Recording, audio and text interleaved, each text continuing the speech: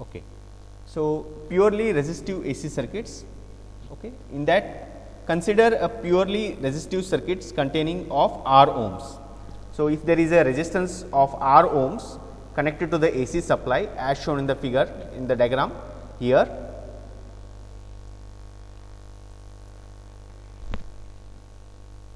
So, we have an alternating voltage represented by V equal to Vm sin omega t.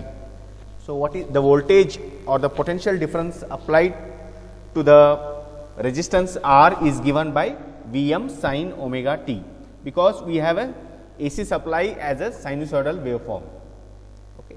So, omega is the frequency, omega means it is the component of 2 pi f and t is the times in seconds by V applied across its terminals. So, by Ohm's law I equal to V by R. So, similarly in a DC circuit, DC what we are saying is by Ohm's law current is given by the V by R, voltage by resistance. Similarly, here in AC also we are considering the Ohm's law wherein I equal to V by R. Substituting for V we will get as Vm sin omega t by R. Okay. The current Im will be maximum when sin omega t is unity. So, in the trigonometry you have studied about sine angle. What is a sine waveform? At sine 0 degree, what is the value of sine 0? That is 0. Similarly, at 90 degrees, the value of sine 90 degree is unity, that is 1, that is maximum, minimum to maximum. And also at sine of 180 degree, the value of sine 180 degree is 0, and similarly for 270 sine 270 is unity and sine 360 is again it is 0. So, this is the representation of a sinusoidal waveform. At whatever the angle we represent it as pi and 2 pi, 0, pi and 2 pi. What is a pi? That is nothing but 90 degrees and 2 pi is nothing but pi is 180 degrees, pi by 2 is 90 degrees and 2 pi by 3 is 270 degrees and 2 pi is 360 degrees. Okay.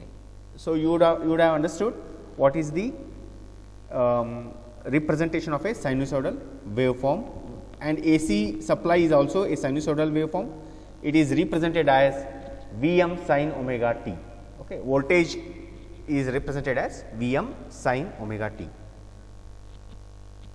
Then Im equal to Vm by R, as per the Ohm's law, Im equal to Vm by R.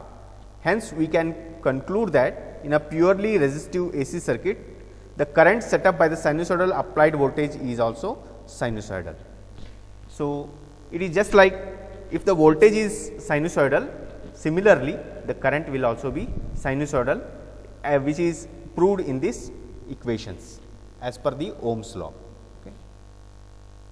Then we will understand about power in purely resistive circuit.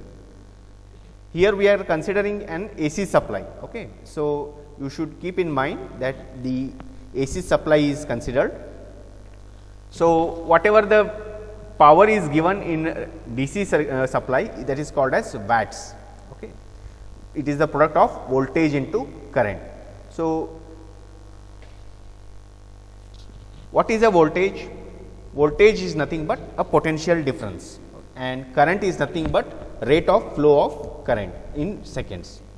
So, voltage means what? There is an analogy for voltage in mechanical terms. For example, if you keep the water at a height, then it has some potential energy.